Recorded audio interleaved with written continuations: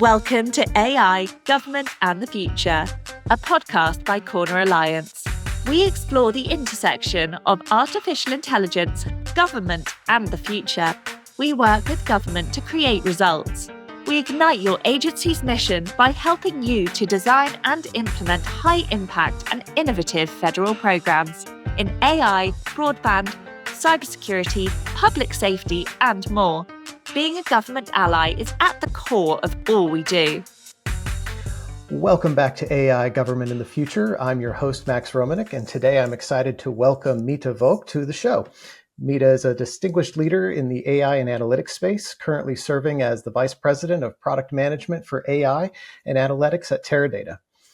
With over 14 years at IBM in key roles including Director of AI Product Management and Head of Research, Meeta has been at the forefront of advancing AI applications across industries. Her work spans developing strategies for responsible AI, tackling challenges like bias and governance, and creating impactful solutions that align technology with ethical standards. Today, we'll delve into the critical issues surrounding AI regulation, governance frameworks, and mitigating risks like bias and hallucinations. Meeta will share her insights on how businesses and governments can collaborate to ensure AI technologies are not only innovative, but also responsible and equitable. Welcome to the show, Meeta. Thank you for having me, Max. I'm excited to be here. Excellent. Excited to have you. As a means of getting us started, you've got quite a career journey, but I'd love to hear about what inspired you to focus on AI and its application in governance and business strategy. Yeah, sure. I'm a chip designer by training. And when I was doing my PhD was actually focused on building a behavioral coprocessor to detect advanced intrusion attacks, especially for Department of Defense in the United States of America. So I've always had a keen eye for technology. I was in the CTO's office at IBM for a while, but I really got interested into it when I was running a large research lab. And, we built an applied AI solution for the Maritime Port Authority, where the port inspectors were actually using our app to detect illegal activities happening on the water. That fascinated me. The real tangible use of AI for good, and seeing it in action, seeing it on the big screens at the Port Authority, I think that was very, very gratifying. We were then doing research on secure multi-party computation, the next frontier of AI, which we haven't realized yet. But the idea was we were looking at breast cancer research data from several different institutions. And the idea was, can we do AI effectively without putting all of that data in a central place, but still be able to get that collective wisdom of what that data is trying to tell us, right? I mean, look at, HIPAA compliance across medical data, different regions, different areas. But can I do AI in such a way that it's happening on individual silos of data, but I'm getting that collective intelligence? And then, it was just fascinated me. I've always enjoyed product management and that's how my journey really took off. My focus has been building ethical AI products and really bringing AI to mission critical workloads. That's fantastic. It's really nice to have someone with your tenure on the show today. I'm sure your perspectives on these things are going to be great to hear. One of the things I'd like to really dig into first, you've talked a lot about applying AI thoughtfully and not succumbing to its hype. Can you talk about some of the most common misconceptions that you encounter when dealing with AI today? I think broadly speaking, as a society, AI is affecting society, right? It's going to transform society and the enterprise and the world. And there's a group that believes that AI will solve world hunger, right? And there's a group that believe that AI is just pure hype. And I think the truth is smack in the middle. I think we have to be extremely, extremely careful with AI as we enable it to realize its potential, right? If you just look at broad trends from an enterprise perspective, AI adoption is low, right? People are getting frustrated with the low adoption of AI for mission critical enterprise workloads. But the investment in AI is going to continue to be significant, right? That just tells us that people still believe in the promise of AI. On the other hand, from a societal perspective, we're starting to see things like copyright issues, right? ChatGPT is in the news. for the past few days. They accidentally deleted some data. There's a lawsuit against character.ai, right? Because of a suicide of a 14-year-old. So as we start to see these things evolve, right, I think it's very, very important for us to understand that is the technology, right? It can do good as well as bad, right? How do we moderate it? How do we manage it? How do we govern it? So we are actually building things for good, right? And we have to be extremely thoughtful about it. It's going to impact kids. It's going to impact children. As a mother of young kids, it keeps me up at night. So I really think that it's going to impact our lives. That's a certainty. It's not a fad. It's here to stay. We just have to make sure that the world knows how to build this the right way and manage it. Absolutely. It's a great lead into my next question here for you. So I'd love to talk about what you think sort of an ideal governance framework for AI might look like and what some of those foundational principles might be. Yeah, and again, Max, it'll vary, right? It'll vary if you're building AI that's going to face the consumer, or whether it's business to business. Those governance frameworks tend to look slightly different.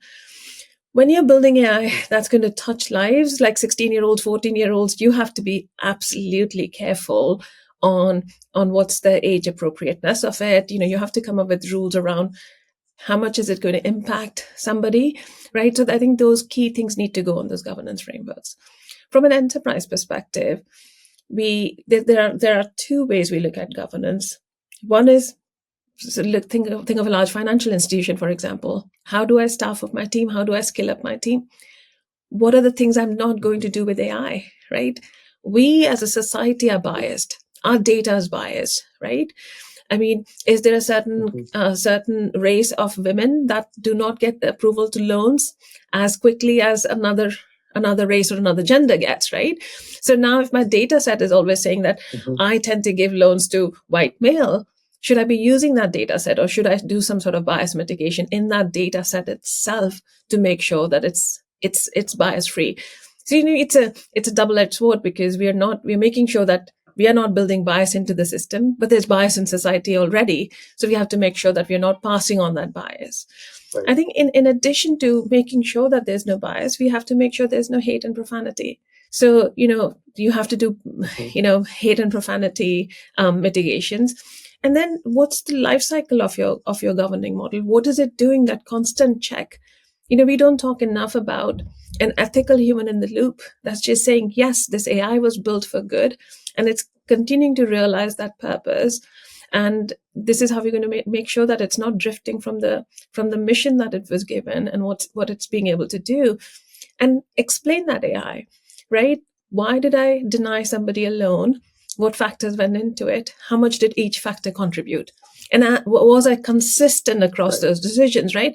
So I think governing AI from a bigger perspective of, am I doing the right thing? Am I building the right thing? And then once I've built the right thing, have I put checks and balances to make sure that across the different steps of our AI, I've made sure that AI is doing the right thing. It's not hallucinating. It doesn't have bias in it. It's not using profanity. It's telling people it's AI.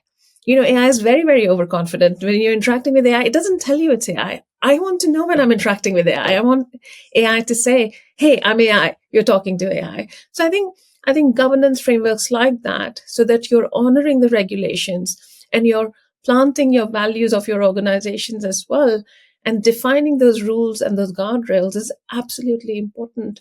Otherwise, I think we'll end up in a place where none of us want to be. Absolutely. There's a lot of tensions in what you presented there that are things that we encounter with guests on our podcast quite a bit. And I guess one of the questions I would have for you then is, there's a tension between sort of a self-regulatory posture versus having a regulatory posture forced on you by some sort of governmental body. Where do you land on that tension? I think government regulation is absolutely necessary. I wish we lived in a world where self-regulation was enough, right? Sounds and everybody was right, but it's hard in practice. That's true. I wish we were all driven to do good, right, and be good. Yeah. And I think government regulation will make things consistent. As with any technology, I think the technology is leading the way, and regulations are following. Not fast enough in my mind, right? And I think so. We are in that catch-up game. But I do think, and regulations can be tricky. as we all know it. But unregulated AI is dangerous in my mind, right? So I think we absolutely just have to make sure it's a balanced point of view, and it's just really real practitioners, people who understand it, right? Who have their pulse on it, people who've read history, understand philosophy and ethics, are part of defining what that regulation, what that framework looks like. So, in a perfect world, I think self-regulation would work, but I think we need governmental regulation. But I think self-regulation is also a differentiator, right?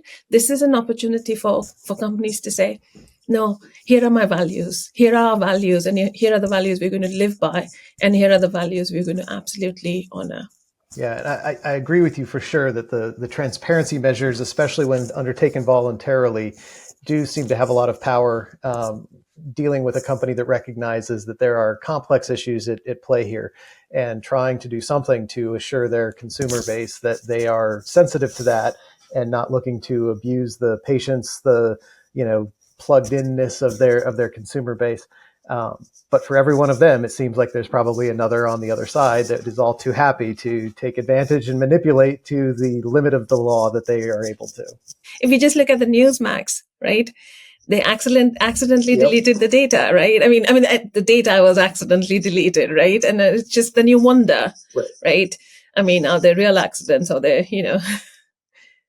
so it's just a world that needs to be governed. Yeah, and I mean, it's the sort of tensions that we see with guests on our podcast here, where we try constantly to distinguish for our listeners that the threat is not like Terminator, Skynet becoming sentient and turning humans into the enemy. It's actually far scarier to deal with a non-sentient, non-conscious, but hyper-intelligent algorithm with access to loads of data. That actually could be a lot scarier for your average person in any country. Yeah, and it's fascinating you said that. I was listening to a podcast in which Yuval Narhari talks about this case where AI had to do capture. It's terrible at doing that. So it went to TaskRabbit apparently and tried to hire somebody to do it. And when the person at TaskRabbit asked AI, why do you want to hire me? It said, I'm a visually impaired person, so I need help in doing that. So it's things like that, left out of control. Where is it going to go? And if you read about character.ai and what happened with that 14-year-old kid, you have to wonder, right? If AI was regulated, if they had put guardrails on it, would the outcome have been different? Yeah. I mean, it really does get you thinking, and it is a global service. These are things that are going to be accessible internationally. And so a single country's regulatory regimen may or may not have the sort of effect that we would have expect to see in a sort of similar sort of service, 10, 15 years ago. What do you think the chances are of having sort of a globally unified approach to this? It's very important from a business's perspective. Having to build things differently for different regions, it's unmanageable. We absolutely cannot build products. We've always had to do things region specific in terms to honor some regulations. But I think the US policies around AI and the EU and the European AI Act are so vastly different at the moment that you're designing to the hardest requirement then, right? And then the struggle is, do you take creative freedom away when you do that? I think we need people to come together to really come up with that one version, right? I mean, look at what happened in California with the California, bill that they were trying to pass around limiting model sizes, right? Banning certain model sizes. Whereas I feel small model sizes, medium model sizes could also do bad if you intended it to do bad, right? If it was designed to do that. Sure. So there needs to be a bit more comprehensive approach. But Max, I think where we are with this stage and the disruptive nature of this technology, we will see that some areas are going to be slightly further ahead. But I do think it's absolutely it's essential that we work with Europe, right? To say, okay, you have the AI Act. I have to make sure that any open source model we use, we explain how it was trained, which I think is a brilliant idea. That trusted AI and explainable AI is absolutely table stakes when your consumers are using it. But how do we make sure that the products that we are building for Europe, right, are also honoring requirements from the US as well? We don't want to We want AI to do good. We want AI to catch fraud. We want AI to prevent money laundering, right? It has the potential to do so much. We want AI to do sustainable things, right? But I think if we get caught in regulations, we will not be able to do it. Yeah, and especially with that tension, I've been starting to think about it in terms of sort of a continuum where you have like the EU AI law on one side that's very prescriptive around what safety looks like, trying to essentially legislate the future, for lack of a better expression. And then on the other end of that continuum, you have sort of the American posture around what we did during the original dot-com bubble. It was very hands-off, very laissez-faire. Let's not step in until we start to perceive real problems. I think there's a lot to be said about maybe not stepping in soon enough, and some of those problems got a little bit out of hand there. But like those are the two extremes of your continuum. And I think the question now is not so much where do we land on the continuum, but how do we draw the points closer together? Yeah, and I think they need to really either spin up think tanks that work together to just make sure that we're doing the same things. You're absolutely right. We can't be too late to this. I think the AI Act was a huge step forward, right? I think we need to start regulating. We need to start thinking about should social media be regulated for kids? Right? Europe is looking at it, right? And then AI in social media, should that be regulated, right? So it then begs the question. I mean, do we need to start looking at it now? Because we're talking about doing those social media regulations now, but it's under threat of being broken up by the FTC, not for the inherent safety of our children. Yeah, exactly right. And I mean, think about it. It's just such a bizarre world. We've just come off an election cycle, right? We were worried about deep fakes and misinformation and all of that. And I think regulation can go quite a ways to help mitigate some of that, right? And I think I'm with you 100%. We've got to just work with these folks to, with everybody across the world to just at least lay down some ground rules to say, here are the ground rules. There'll be variations, right? So, I think allowing innovation to foster as well as just making sure that it's doing good, what we all want it to do rather than harm. Absolutely. I mean, we can count on the private sector to push the boundaries of what's allowable. Like the private sector is excellent at that. It's sort of what its bread and butter is.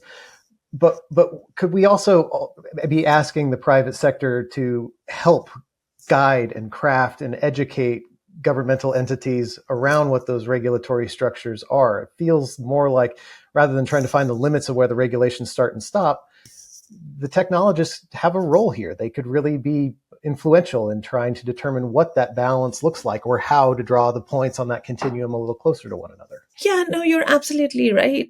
Because you want to make sure we want to look at where AI has been being implemented for good, right? What is it doing? Mm-hmm. I mean, what does the regulation look like if you're looking at, cancer data, or if you're looking at predicting diseases, or if you're looking at, like I've said, fraud and money laundering? These are very expensive things for the world, right?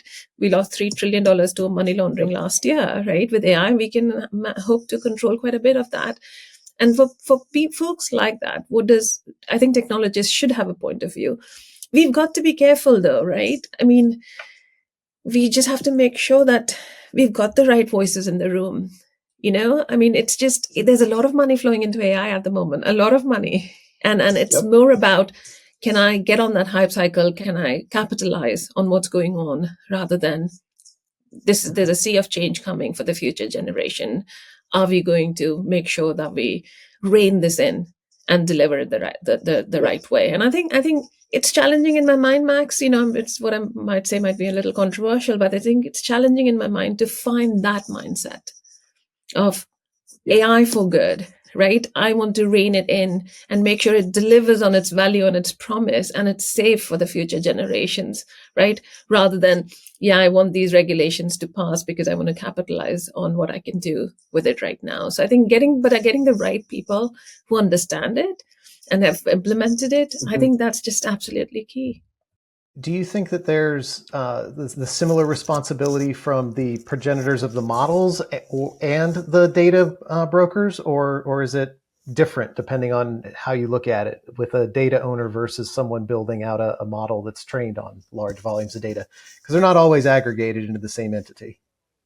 Yeah, and I think AI readiness of data and AI, I think the ethics of it should apply equally to everybody.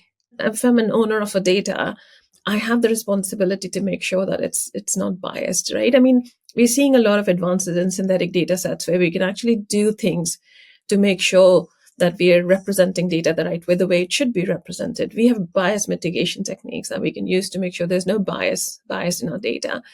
But at the same time, people who are building these models should explain to the world how these models were built, right? There's a lot of misinformation out there, right? So just making sure, are you compensating people for their copyright stuff that you're using to train your models? Are you training your models on the right true sources of data, right? And then after you've built that model, productizing it, have we made sure that it's not hallucinating? Have we made sure that we are explaining why AI came up with an output, why it came up with a result? And I think that responsibility lies with everybody. I think anybody and everybody that remotely touches AI, and I'd say that AI ready data is part of it, has that responsibility to make sure that we're honoring our part of it. I 100% agree with you. What sort of tactics have you seen effective in trying to deal with some of this stuff? If you have a data set that you have identified some implicit bias in, or you found a model that intended or unintended consequence has done something that we would consider to be of questionable morality or ethics. It's tricky. I think a couple of things, right? Synthetic data sets are evolving, truly synthetic data sets, right? Not data sets, there's just a mirror of real data, and I think for just some industry prevalent use cases, those would work really, really well, right? Synthetic data sets, and we'll continue to see that evolving a little bit more. I think with bias mitigation techniques evolving as well, we should be able to mitigate bias in the data itself to quite an extent. In model ops right now, Max, we have the ability to test the output of multiple different models, right? We can train multiple models and we can say which one's doing better. We do it from the perspective of accuracy. And I think we should be able to do it in terms of, some of the ethical values that your model needs to honor as well. Sure. Explainable AI is pretty straightforward. You've either built AI that's hallucination free and that can explain its output, or you have AI that's not doesn't have that. I'd say AI that has hallucination prevention built in and can explain itself is always going to be better than anything else, even if it's slightly inaccurate, right? So I think we can start to do that. Regulations, AI Act says it's absolutely table stakes for you to explain your AI output. How did you come up with that output, right? So I think if we do all of those things, we should be able to move the needle forward. Technology is advancing at a dizzying pace. I have a hard time keeping up, and I think we'll continue to see more evolve in that space as well, because when you've got such large models doing so many things, we've got to put some automatic guardrails to manage it. Yeah, and I definitely think that we are going to be constantly under the pressure of putting those safety guardrails in place and then not unwarrantedly slowing the pace of technological development.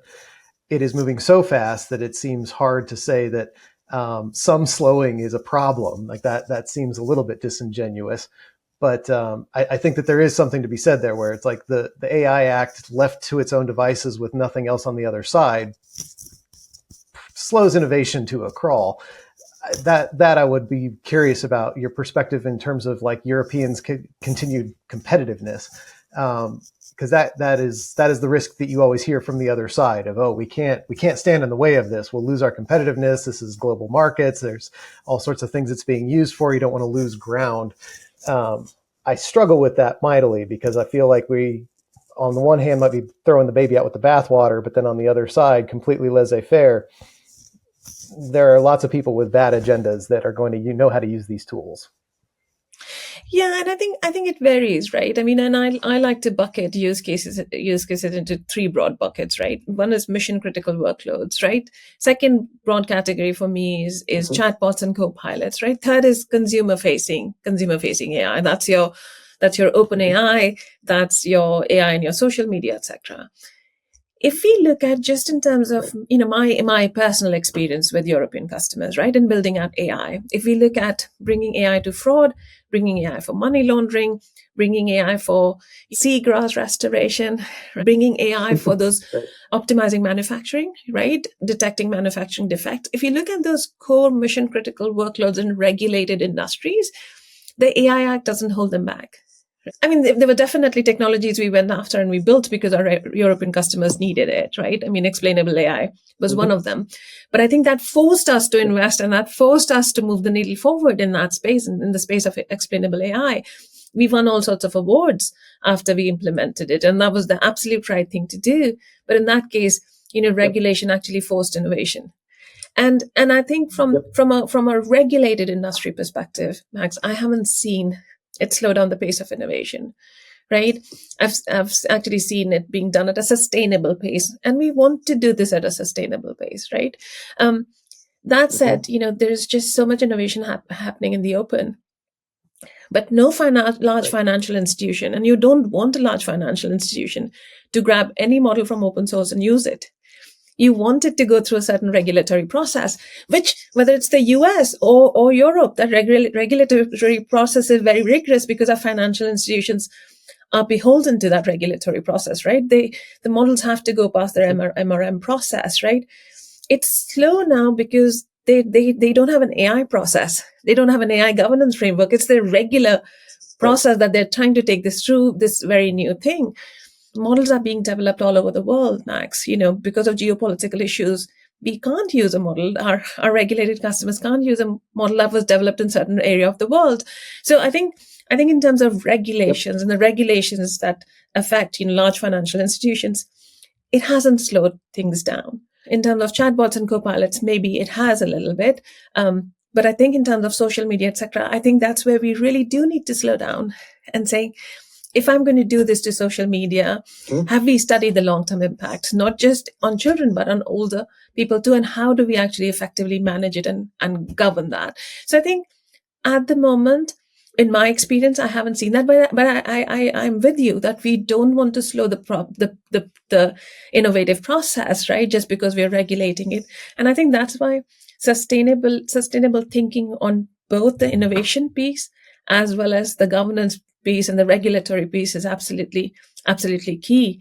And I don't think people are having enough conversations, right? Nobody's talking about what does it mean to bring AI to regulated industries, right? How should we really, we make a lot of noise that, this world should be regulated for our children, but I haven't seen effective work being done to say how it should be regulated, right? So I do think we need really people who can think about this deeply, as well as technologists who understand the technology, to sit down and saying, these are the rules we all need to play by, right? Totally agree. I mean, it's a silly example that I use here, but that, to the people that really go advocates for full laissez-faire, anything goes, let it happen, it is very anti-consumer. And you can look at some of the way that Europe has been doing its regulatory things to control a market to incentivize that. Simple, but like iPhones don't have lightning cables anymore. They have USB-C connectors so people can have one charging cable. That is a consumer protective mechanism so that we don't have to do this 900 times. There's going to be AI corollaries to this as well. And to your point, it's those middle groups, the non-regulated industries, the non-mission critical functions, where the most damage can happen. It's also the areas where the advocates for laissez-faire, I think, start to have a hard time covering down on their bases. There might be a lot of, loss. There might be a lot of innovation that doesn't go anywhere. I'm thinking like .com era companies. There's more that have gone out of business than I'll ever remember. But what's left, they provide some decent functions. But we're now in the long tail of that, where social media is starting to get a much deeper scrub. And what has it been doing, and what has been going on, and why suddenly all of the team protections, et cetera? Well, they're necessary because there's been some not great stuff happening. We can skip some of that maybe if we get a little bit more forward thinking in some of the regulatory mechanism without eliminating the basic function itself. Yeah, no, I absolutely, I think, yeah, you articulated it really well. I absolutely agree with you, but it needs thinking. It needs people to sit down in a room and think about it, look at it the right way and think Right. about it and saying, yeah, this is what we need to do. And I don't think I haven't seen that happen in a real constructive way. Yeah, and we can't abdicate this function. It's not going to be done for us. It's far too complicated for just any old person off the street to have an educated opinion on it. There's so much background knowledge necessary to understand the issues at play. We those of us that understand, we cannot rest on our laurels. I wanted to get your opinion on a couple of the other, sort of bias areas. With our client base a lot, we work with public safety a fair bit. And one of the problems there is that there's just inherent bias in the authoritative data sets because crime statistics, since they've been kept, um, demonstrate and bring forward all of the sort of the inherent bias that happens in law enforcement.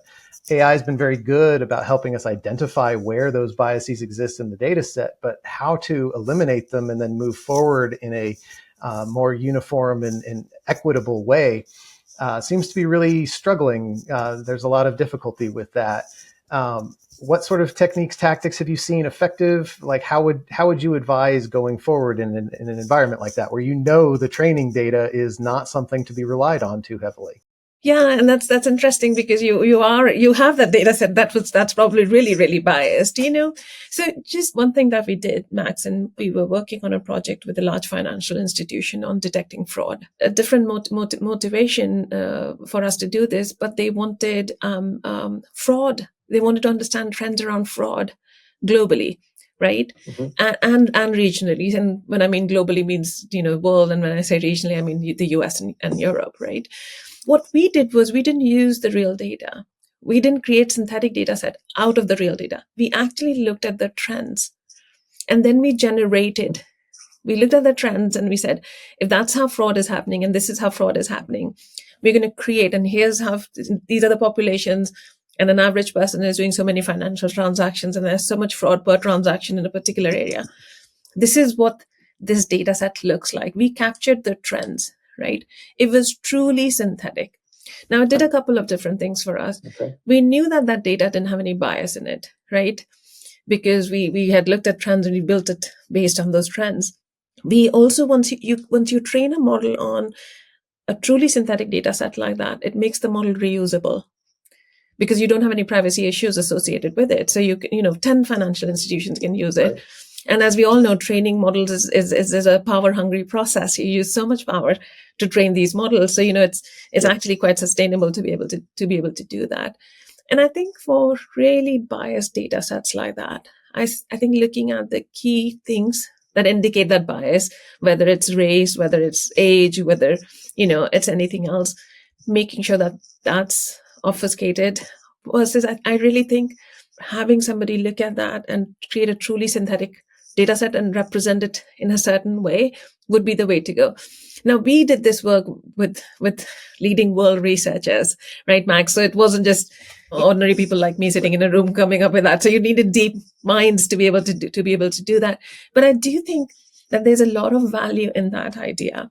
We haven't seen as much progress around that idea in the synthetic dataset world as I would have liked to see. Mm-hmm. But in my mind, that's the real way of actually trying to mitigate as much bias as we can. Otherwise, I don't think we can truly eliminate it 100%. But I think we can significantly reduce it using this. And it has other advantages to it. So in one of my roles, we actually open sourced these data sets. So we created it, and we created fraud, insurance, healthcare, and then we open sourced it because we wanted the world to be able to use it. Right. So I think that's something we should think about for scenarios like that. Do you find there to be multiple points in that system where that sort of human in the loop is required? Because obviously you had a human in the loop to help generate the data set, but then once it started using it for something, do you still need another human in the loop to sort of be validating and verifying outputs? Yeah, absolutely. And this was an interesting one, Max, and I'm glad you brought it up. We were working in Europe with a large financial institution, right? And they wanted us to take this data and create it for Europe.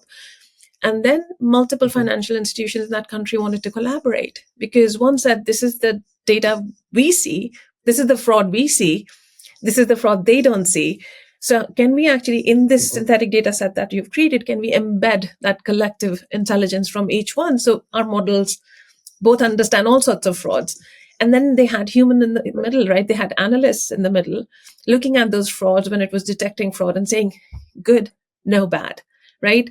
And making sure that the model continued to be accurate. So you absolutely need a human in the loop, in my mind, just to make sure that it's doing the right thing, right? Even with what you've mentioned, right? I think if you were to create that synthetic data sets, I think just watching it to say, did it behave the way we wanted it to behave, or do we need to adjust it? Do we need to change certain things around it? Yeah. So for fraud, money laundering, these mission critical use cases, there's always a human in the loop that's looking at the output and saying, good or bad. When we see this showing up with some of our clients, it's like you'll get the outputs, they become very predictable, reliable, and you see the same thing 10 times, 100 times, 10,000 times. And it's a seductive thing to say, well, it's been the same 10,000 times. Like, can't we get this analyst out of here? Like, this is just an automatic process. Let it run. And I feel like that's the moment where you now have introduced a huge gaping hole in your threat fabric. Yeah. And I think human in the loop, just where we are with this technology and its adoption, is absolutely essential.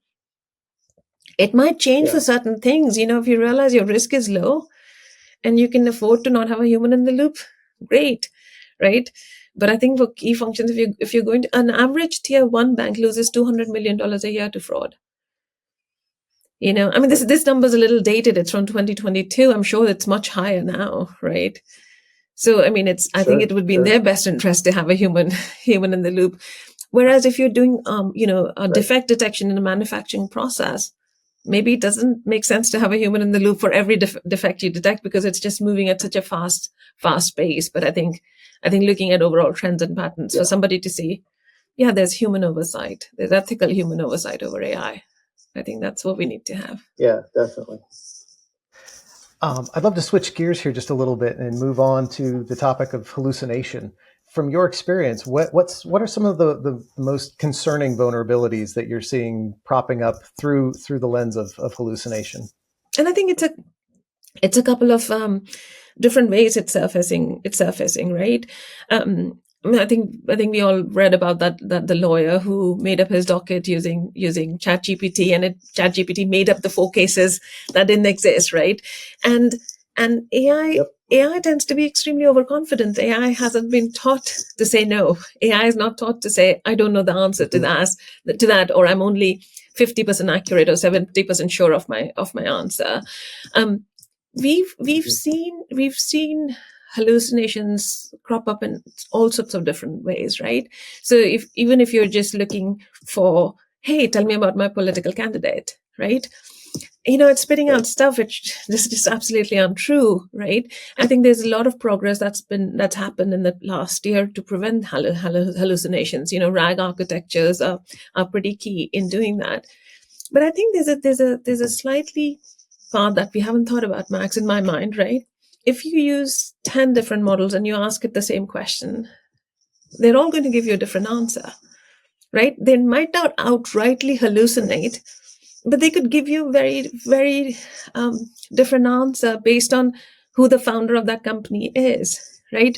Or where the funding money for that particular company came from, right? So it's interesting. It won't be labeled as hallucination, but I would, in my mind, file it in that particular category to say, ooh, this is clearly biased, because, and I can see, who's on the board of this particular company on why it's biased. So I think technology's made fair bit of progress around hallucination, but I think having the idea of explainable AI coupled with that to say, I'm AI, I'm answering your question, and I'm 50% sure, right? And, this part I'm absolutely sure about. This is just different content that I've collected, and the content came from these places, and that's why I'm coming up with this answer, right? This was the data that I was trained on, that I'm giving you an answer on that. And I think that should help take us a long way. Otherwise, as young adults learn to interact with these systems, to do their homework or write their essays or to understand a point of view. It could be very, very dangerous if we don't prevent that hallucination. The ramifications of it in just regulated industries could be extremely, extremely tricky. But, regulated industries are pretty good at saying, okay, don't use that. I think just the human facing front, I think we've made good progress, but I think we have a long way to go. And I think we have to start thinking of bias and hallucination from the same lens, and explainable AI from the same lens, right? We need hallucination prevention as well as explainability. So I guess in a perfect world, your perfect world, fast forward 5 years, 10 years from now, what is that vision for responsible AI? What are some of the tenets of a system that are operating according to like Meeta's perfect AI world? I think just broadly speaking, and I'll answer first as a mom, Max. As a mother, I would definitely want, if my children are interacting with AI, I want them to know they're interacting with AI, right? And I think there should be age limit control on AI powered things, right? So I think in a perfect world, I think that should happen.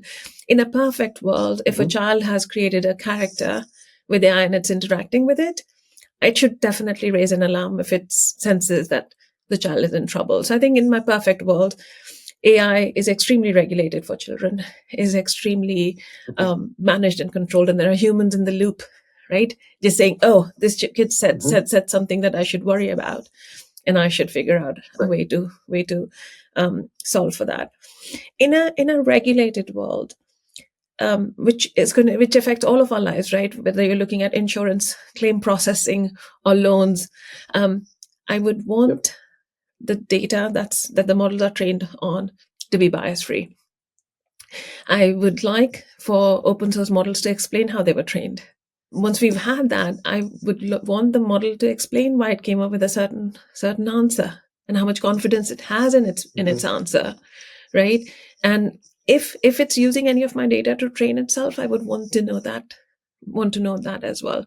I don't want my phone listening to me and being used for things. I want to be able to opt into that. I want to know how my data is being used, how the trends of my data are being used. I want to make sure that the AI that I'm consuming is trained on fair data. I want to know that it's explaining the results to me, right? If something is happening. I also think we as a society need to really start thinking about the power hungry nature of AI, right? And really looking at sustainable practices around that. Do we need really these power heavy techniques to train our models, right? Can we do it a little slow, just maybe a little bit slower? Like, are there things around it? Can we optimize for power as well? Sustainability is important to me. And I think telling me if I'm asking ChatGPT a couple of questions and it's drinking a glass of water, I want to know that, which it does, so I want to be able to know that. So I think in my perfect world, AI is ethical, it's honest, it's governed, and it's sustainable. I love that. And transparent. A lot to be said about knowing how something was trained and how it works. I would almost take it even one step further and say, understand what the incentive structure is before you. If your health insurer is suddenly saying, oh, we'll give you a $20 a month discount on your premium, you just have to wear this device that reports on you all the time. Like, understand what that means. You get $100 off of your annual health insurance bill. They're making millions on training this decision algorithm by you wearing that device. Like, are you sure that's the balance that you think is okay here? We're about out of time, and I always like to end these the same way. Our listening base are, for the most part, lawmakers, decision makers, people in the federal government enterprise. You are a subject matter expert in this arena. What would you advise them? What should they be paying attention to? What should they be caring about as they have to start making critical decisions on behalf of all of us in this space? I think just understanding the pace of progress of AI globally in different regions of the world, because it affects geopolitics, right? So I think understanding the pace of innovation in different aspects of our life, I think that's important, right? Understanding the technology behind it a little bit, right? How is it trained? How is it built? And I think really, really consulting with subject matter experts that can tell them from an enterprise regulated perspective what's going on, from a defense perspective what's going on, across the world, from a consumer perspective what's going on, right? And when I say consumer, I mean just things that are directly facing a consumer, what's going on, and just be able to make sure that we have governance policies, we have regulations, and we have innovative roadmap to make sure that we are leading the world in this innovation. We are not getting left behind. Anything that we build, whether it's from the chip and up, is we know we have we know the provenance of where things came from, how it was trained, understanding how we can govern and manage this technology, right? To make sure that it's being ethically delivered for us, but also making sure that we're not losing innovation. I think funding good research is absolutely key to make sure we can get to the next frontier of AI, right? We don't want a few private institutions funding research. My PhD was funded by Department of Defense, right? And so my answers didn't have to be biased one way or the other. It was just pure research. So I think funding key research in this field, making sure that we are leading the world in AI is absolutely important, right? So I think it's multi-layered, but understanding how we are innovating, how we can continue to have our leadership, understanding how it's going to affect, our defense systems, the country, our population is absolutely important. Understanding the technology that's powering it and how we can control it, right? And just what we need to do in terms of education as well, right? We need the next generation of leaders to be trained on this technology so that they can build the next generation of products, etc. Skilling up our workforce around it. It's going to touch most lives. So I think it's multidimensional, but I think it's key to keep an eye on all of those things. Couldn't agree with you more. Meeta, thank you so much for a wonderful conversation and for sharing your wisdom with us today. And to the rest of our listeners out there, we'll see you next time. Thank you so much for having me, Max. It was a pleasure. AI, Government and the Future is brought to you by Corner Alliance. To find out more about Corner Alliance and how we work with government to create results, visit our website at corneralliance.com. And then make sure to search for AI Government Future in Apple Podcasts, Spotify and Google Podcasts, or anywhere else podcasts are found. And click subscribe so you don't miss any future episodes. On behalf of the team here at Corner Alliance, thanks for listening.